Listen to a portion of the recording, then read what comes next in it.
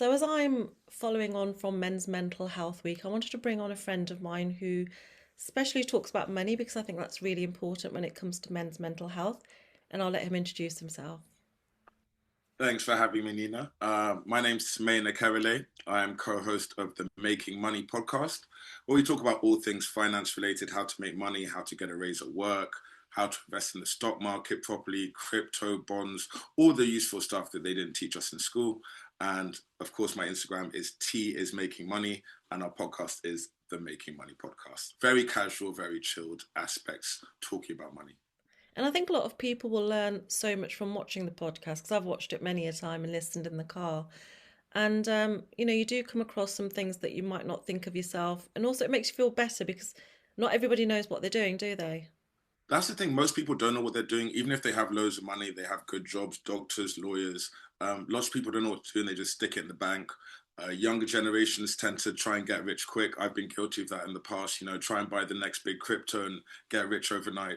But we kind of talk about the do's and don'ts of finance and how to do it properly because it always seems like it's reserved for like old white men in suits. So women, minorities, and people who aren't from the from financial backgrounds, they kind of feel left out and they feel like it's too technical and they have to pay someone to teach them investing and finance. Where really you just need to talk about it. And everyone's got a taboo on money. We just try and make it realistic and talk about money in a calm and non-patronizing way without all the terminology. I think talking about anything helps, and that's why I'm always spreading awareness. And with Men's Mental Health Awareness Week, I wanted to talk about how important money is to men. I mean, a lot of men kind of identify their whole personality, their whole self worth based on money, which is like it's quite sad, but it's the reality. When you're younger, you want to buy it might be the new trainers, or you want to buy sweets, or you want to go on holiday, and then when you get a bit older, your friends start going on stag do's and having weddings. They say, "Oh, come to my wedding in Italy," or "Come to my wedding in South America," and you're like, "I can't afford to go to South America." And then once you have a family, you've got to be responsible for your kids, your partner, the finances, the household. So it's just kind of throughout your life, money's always just there, and there's a lot of competition. And especially now with social media, I'm glad when we grew up it wasn't so prevalent. But like you always see people with their fancy cars, nice holidays, jewelry, all this stuff on social media, and it always makes you compare. And comparison is the thief of joy, but we've all got it in our faces all the time, comparing other people's lifestyles. Yeah, going on from the comparing, do you think a lot of men do put value on themselves with how they can present themselves as a partner depending on what they earn? I think so, but I also think it's partly women as well. And Yeah, just as equally men as women, because men will try and lead with, "Oh, let me buy you a drink," or "I've got to try and show off their car or their watch or whatever." But women also, especially with social media nowadays, are like, "Oh, I don't want a guy unless he's earning six yeah. figures. I need what's that song? A guy that works in the city, and I don't know what it's called, but there's a song I about I don't need know a either. 6 foot But four. but it's one of the first questions a woman asks, isn't it? What do you Yeah, do? what do you do? And that's kind of like, how much do you earn? And then they hit you with, where do you live? And it's like, what do you have, a house? Do you have a flat? Do you live with flatmates? Do you live with your parents? So all these questions that we just have in normal society, and status symbols like your car, your watch, which are really not that important, and don't actually show your wealth. I know a lot of Mm, wealthy people who drive cars that they've had for 10 years. And I know a lot of broke people that finance cars that they really can't afford to finance, but they yeah. want to be seen to be driving the latest Mercedes or whatever. But then they're living on a council estate, paying monthly payments for their car that they can't afford. So it's a lot of social media and life is very deceptive on who's, you see Bill Gates and these guys, Mark Zuckerberg, wearing the same clothes every day. And then you have broke guys wearing designer clothes. So it's the world is in a crazy place. And I heard a quote the other day. Uh, Fake has become so common that real seems weird. So like there's so Mm. much fake stuff going around that when you see something real, it's a little bit weird. It's a bit shocking. No, I agree. But how much do you think men emotionally tie to their bank balance or what they earn? How do you think emotionally it affects them? It's tough because a lot of the times money and mental health and grief, they're all tied together. Mm, So you can be sad and be like, oh, if I have some money, my life will be better. But then when you get that money, if you were lonely, you might still be lonely, and that hasn't actually solved it.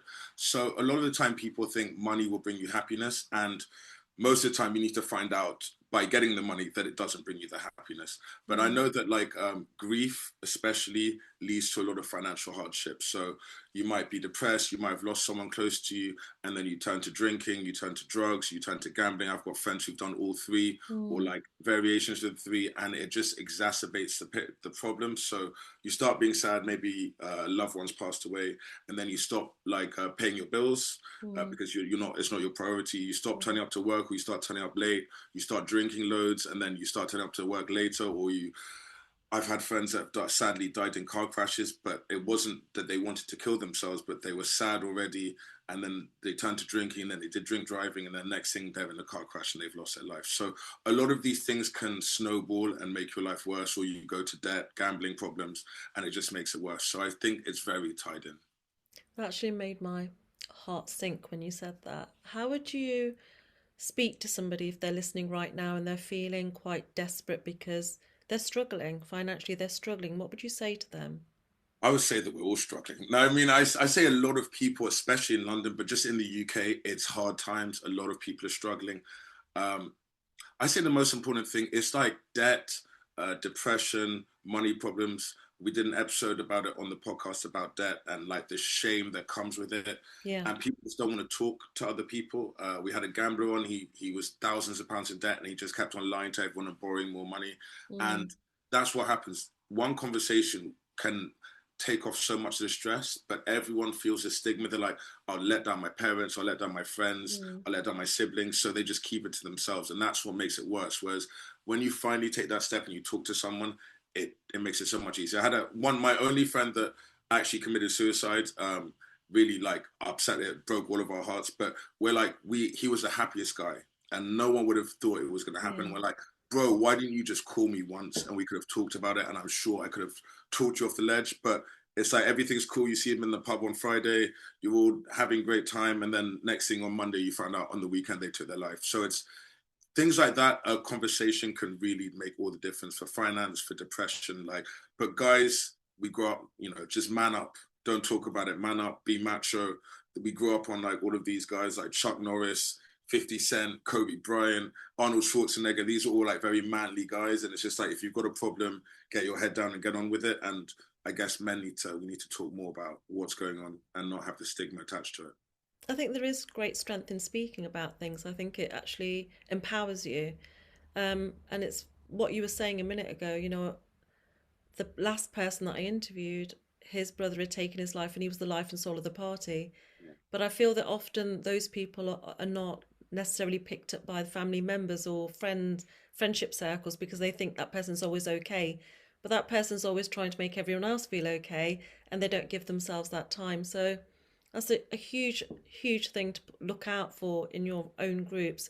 I was going to ask you as well, have you personally been affected by finances? Have they affected you? Yeah, I mean, absolutely. When my son was born, he's 3.5 now. I was working for a company, and they for about 6 months they didn't pay us. They Mm, kept on just rolling it, saying we're paying you, we're paying you. The payments are coming through, and essentially at the end of the day, the CEO just kind of ran off with everyone's money. yeah. Thankfully, I got my money back, but it took 6 months. But a lot of my colleagues didn't get paid. I was the head of sales, and we were all doing loads of business, doing loads of deals, and we just weren't getting paid. Mm, And every month there was a new excuse. And at that point, I think that's the only time I felt I'm a very happy guy. So like when I get down, I normally bounce back quite quickly. But then yeah. I was actually very, very like down. I wouldn't say depressed, but I was feeling defeated. And I'm like, I know I'm very positive. I'm like, I know this is going to work out. I'll get a new job. But it took me 6 months to get a new job. So I was working Yeah. there every day, really unhappy, not getting paid, a newborn son in hospital, and I just felt like a loser. I was like, why? I can't even. My son is born. I can't even provide for my kid. I spent all my savings, was selling investments, and I was just like, this can't be life. This is not what I expected to happen when. And not to mention, I was on the number one personal finance podcast in the Yeah. world, in the country, not in the world, Mm. in It will be England, the world soon. in the world soon. Positive mental attitude. But I was speaking to the British public about investing in finance, and I was in bad financial situation, and I was there talking, smiling, talking to the Bank of England, Mm, talking to Deborah Meaden about yeah. investing and all these great things and hundreds of thousands, and I'm Mm, like, I just want to get paid so I can afford my rent. So that was like a that was probably my lowest financially. I've never been one for credit cards and debt because I got a credit card once, it didn't go well. So yeah, now I don't have stuff with them. I But yeah, mean, it was really hard, and I just imagine people. It was only 6 months, and luckily I mm, got a job. I'm still at that company now, and I love it. But and I was like, every day I'm grateful. But I think there are people who are dealing with this for years, every day, like they can't make ends meet, and it as a man and as a provider, you lose a lot of your self-esteem. yeah. And I'm 6'5", and I think I've got a lot of self-esteem. But even I was like, I was rocked, and I felt like really, really like less of a man because I wasn't providing. I want to ask you a couple of questions actually. Going back to what you said about before about I wanted to ask you if you think culture affects people personally, with when they don't meet a certain requirement because they're trying to be the bread earner, look after the family, look after the children, look after themselves even. Do you think it changes from culture to culture, or do you think it's universal for men? That's a great question. I think, I mean, I'm Nigerian, born and raised in Britain, British Nigerian, and English culture, British culture, we don't talk about money that much. It's taboo, which is why the Making Money podcast is so out there because talking about money around the dinner table, talking about inheritance, these are all taboo things. But whereas Nigerian society, we talk about money more openly, but we have zero mental health. So my dad, very macho Nigerian man, he's always like very tough and would never be like, oh, are you feeling depressed? How are you feeling? How are your Mm, emotions? Just get to it, get to work. So we have those expectations. I have a Nigerian cousin who doesn't believe that in depression.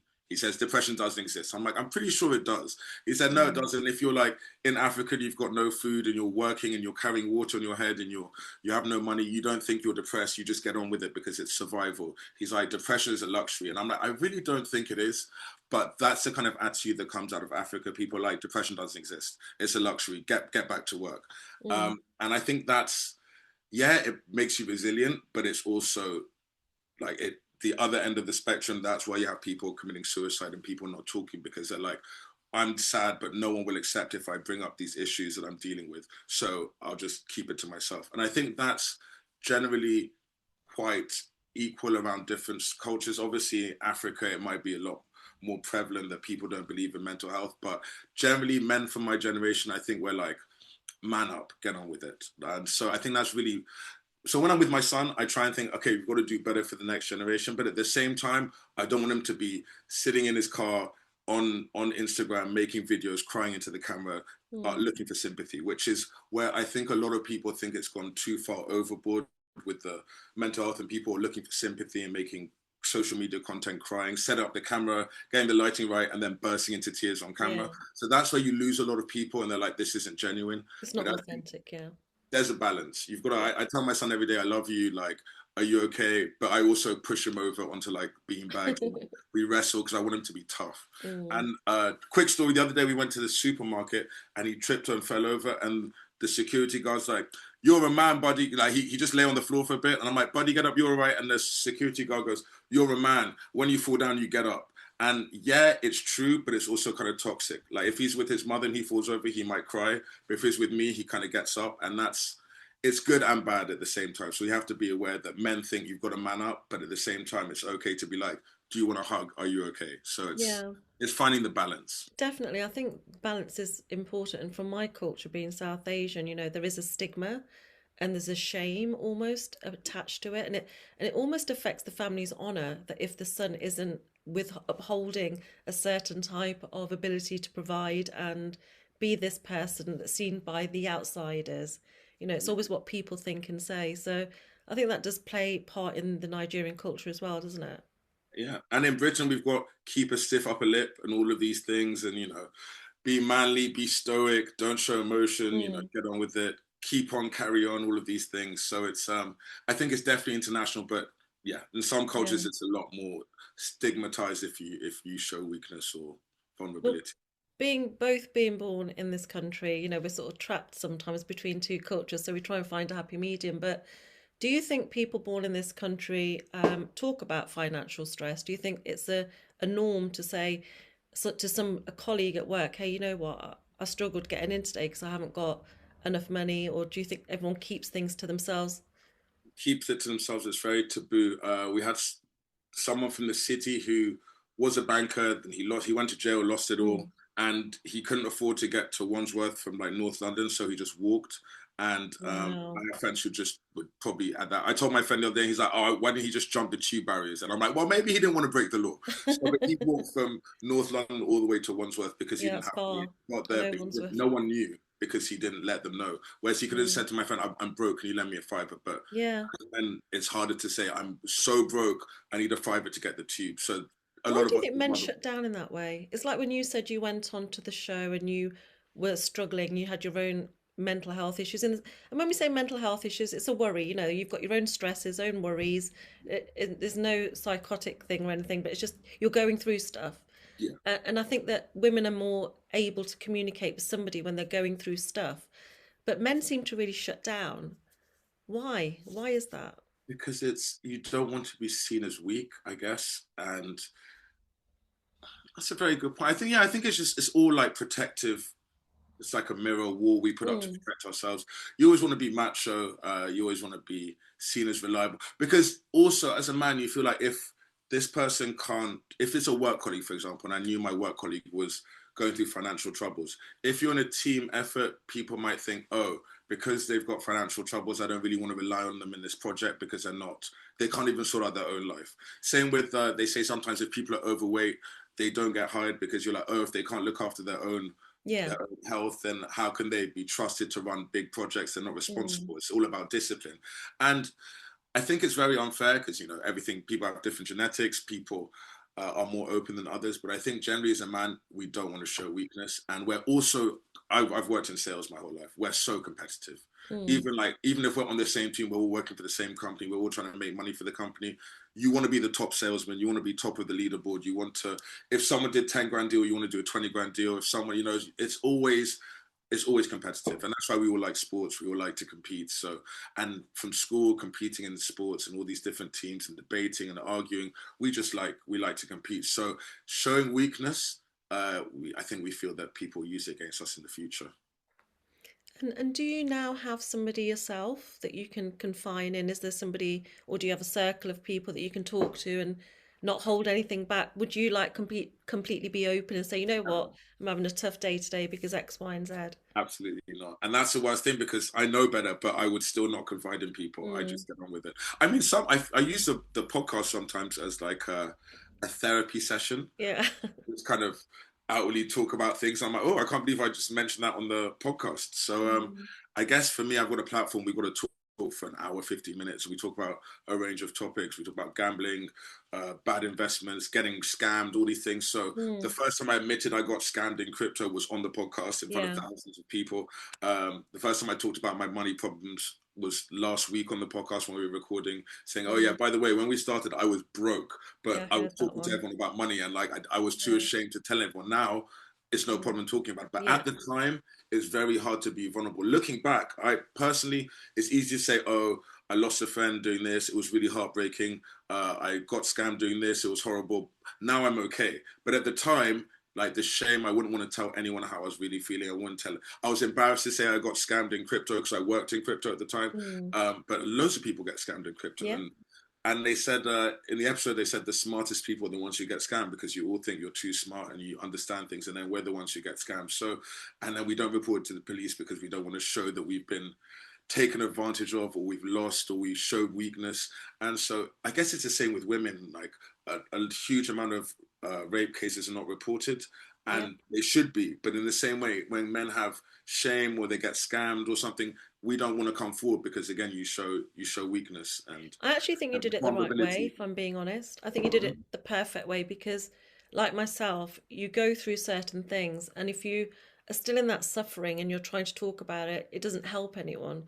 But if you've got on the other side of it, then you give that other person light that, you know what, she's done it, he's done it, maybe I can do it. And also, they really resonate. They resonate with people being honest like yourself to say, well, I was broke. And then they look at T and he says, T's making money. He's doing well now. So that could be me. And I think they see themselves in you. So I think that really resonates. And I think it's a really strong point for anyone to take away from this conversation that there's light at the end of the tunnel always.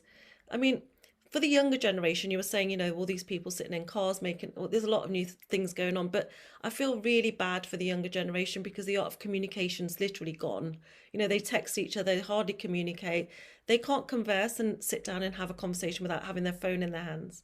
What would Yeah. you say to them about making money, um, and even using their phones to make money? How would you, if someone came to you was 13, 14 and said, you know what, have you got any advice for me right now? What can I do now that's going to help me in the future to make money?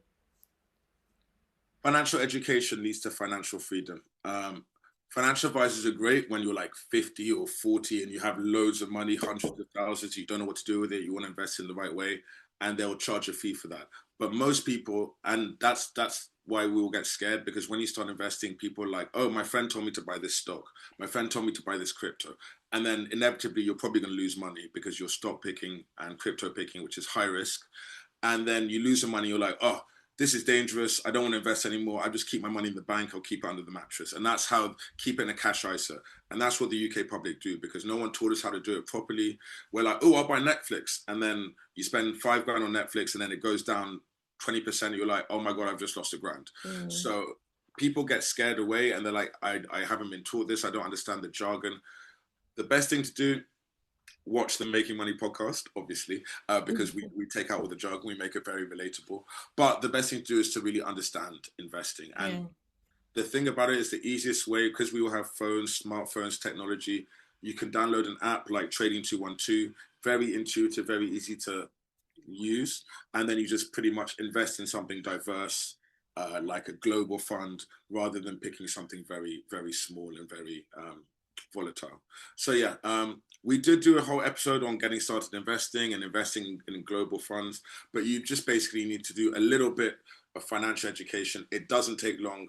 Unlike most things, the more you learn, the better you are. For investing, you just learn the basics and you just put your money there, and it's very simple. And you just do the same thing every month. You don't need to understand the profit and loss of every single company and do all these mathematics and equations. You just pick something that Warren Buffett says is good, invest in the whole market, and yeah, it's long term stable growth, and that's what you want to look for.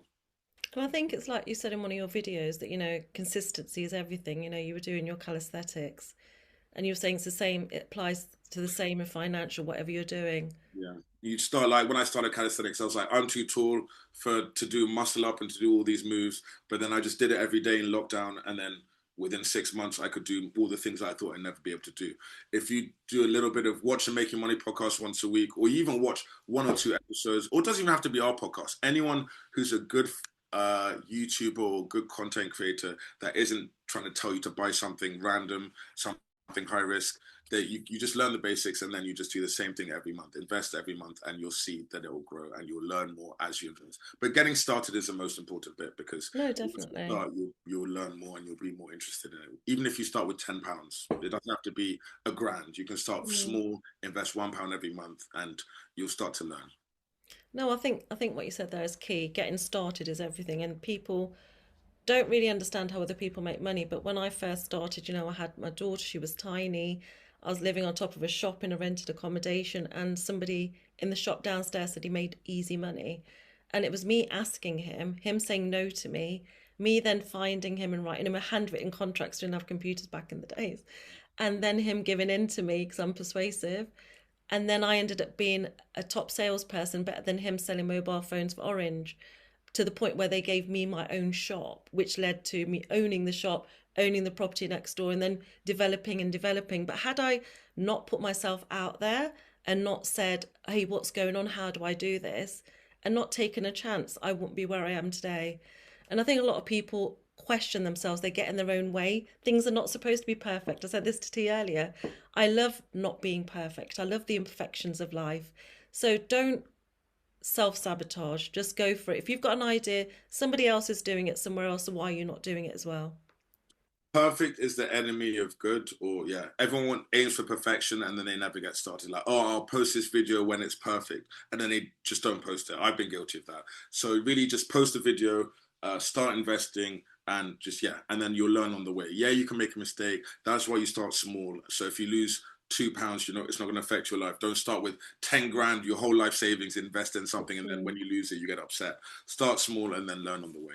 And last thing, most importantly, there's so many YouTubers, financial influencers out there. You have to pick one that's reputable, because if you get someone who's just got ulterior motives, or a company's paid them to promote something, you're going to end up losing money. So you need the people who've got a big following, yeah. who are reputable, who've been doing it a while, and who you listen to a bit of their content. You say, okay, this guy's not giving me financial advice, Mm. but he's telling me the best way to do it. Yeah, and I think, if someone is out there that's struggling mentally and because they just can't figure it out, like T says, there are so many people out there, so many good podcasters, and I would actually encourage you to go and watch his podcast, Making Money, because they simplify everything. And having the right person teach you saves you time and effort. So you're Yeah. not having to struggle the way they did. And if it sounds too good to be true, it's probably not I was right. about to you know, I was yeah. about to say, I've spent so long trying to find that get rich quick scheme, or that like get rich overnight. There is no such thing as easy money. Like, I didn't believe it. I'm like, yeah, what did they know? I can beat the market. I can get that money. No, there is no such thing as easy money. If it's easy, easy come, easy go. It's going to be high risk. So some people might have made loads overnight, but if you follow them, you've already missed the boat. They've already made the money. So if you buy it, then it's probably going to crash. So yeah, be careful out there. Always be careful. What would you lastly say, just some giveaways to people that are struggling mentally, men, with their money, with the situation of how they feel about themselves, because maybe they're not quite where they want to be, or maybe like me, they had to start all over again, like I did 10 years ago, having been homeless, and they're not quite where they want to be yet. What would you say to them? Two things. One, I'm gonna get biblical, guys. Apologies, but this verse from Proverbs, because there was a basketball player who had an interview, and you'll never guess he had mental health issues, and he said, Proverbs, something from the Proverbs: laughter can conceal a heavy heart, but when the laughter ends, grief remains. And I'm one of those people that's always tried to like laugh through bad situations. I'm always positive. Something goes wrong, I'll make a joke, and I'll try and stay, you know, keep positive.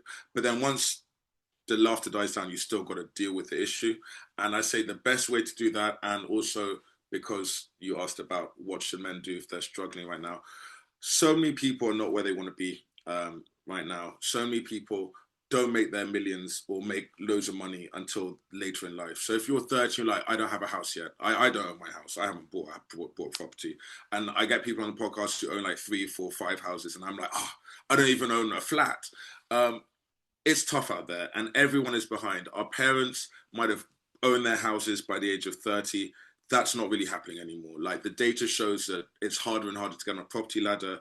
People are struggling. People are getting married later. People are having children later. Women are working later in life and having children later. So I guess just don't be so hard on yourself. We're all Mm, going through it, like all I of love us. that. I've got my Instagram is T is making money, and I still feel broke. I've got three jobs and I'm still hustling. It's life is hard out here, and so even if you see people going on holiday, or they've got a nice car, it could be a finance car. You don't know if that's the only holiday they've had. You don't know if work paid for it. You don't know if their partner paid for it. So Mm. don't compare yourself to other people. If you're going through tough times, always talk to someone, and keep your chin up. Hopefully, it's going to get better. If not, we all just move to Dubai and be nice. And No, the thing just keep. about Dubai is, I mean, I'll quickly raise that one, is there's so many people being outed because they've been paid to be an influencer. So even that lifestyle isn't necessarily what, It's just not. don't believe everything you see, Don't like we believe were everything. saying. You've got to And really also, see. happiness doesn't have to be like fancy, big ass house in No, London. no. There's people coming on podcasts and they're like, I've got a van, I've had this van for 10 years, I'm going to retire at 60, and I live Mm, in a farm, and I've got loads of land, I grow my own plants, and I'm happy. So I don't think you have to have a Bugatti, be driving up and down Oxford Street, going to Dubai to be happy. The happiest people is probably some guy in a farm in like somewhere remote with his family, lives off the land, and like is happy. You don't have to like succumb to all this social media pressure to have the latest car, the latest dress, the latest handbag, and all this nonsense. It's people who live like that aren't probably aren't happy. no, I agree, and I love that, and I love to end on that. That it doesn't. your value isn't set on money. Integrity is everything for me, and happiness comes from here. It's loving yourself foremost, forgiving yourself for the things you didn't get right, but also just to be kind to others, because that's actually probably a quality I look for in people. So don't ever put yourself in a position where you think you're not good enough, because a lot of people think that, and you have to start by telling yourself that you are definitely good enough. Definitely. My friend said to me yesterday, he said he wants to have another kid. I'm like, you've got two already. He's like, I'm gonna stop at five. And I'm like, but you're broke. And he said, look, I'm not succumbing to this social media. Like, they're not fooling me. Like, why should I be unhappy because I don't have like a Range Rover? He's like, 50 years ago, I'm living better than anyone was. I can afford an Uber and to someone to drive me around or like and get Deliveroo. Mm. Like that would have been a luxury 100 years ago. So I will have a big family and I'll be happy. I don't need to have like a big Range Rover. Yeah, I might need a bit more space, but I'm going to be happy with my five kids being broke than someone who's alone and who's got loads of money. So that kind of changed the way I thought a bit. I was like, no, Yeah, I friend. think it's a good way to think. It's perception, isn't it? And I have lived in a huge 8 bedroom house and had everything at my from my hard work, not anybody else's. But was I happy? No, it was an empty place. There was no love. Yeah, So now where I am is slightly smaller, but still beautiful, and I'm happier. And I want people to understand that you make your own happiness. It's all from within here. And there's a lot of pressure. That's one thing I would say men suffer from, is the pressure that they put upon themselves and maybe partners put upon them. But I'm going to let you say the last few words, and then I think people are going to find this really interesting. um, I guess I say don't be so hard on yourself.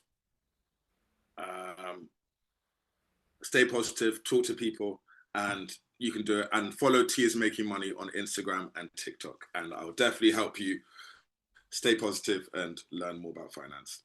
Thank you so much. And if anybody is out there struggling with their mental health, this week's all about spreading awareness. Please look up different charities, because I run a charity for women, and I know that if anyone's struggling, I would love to hear from them. So don't feel alone. Please reach out. Thank you.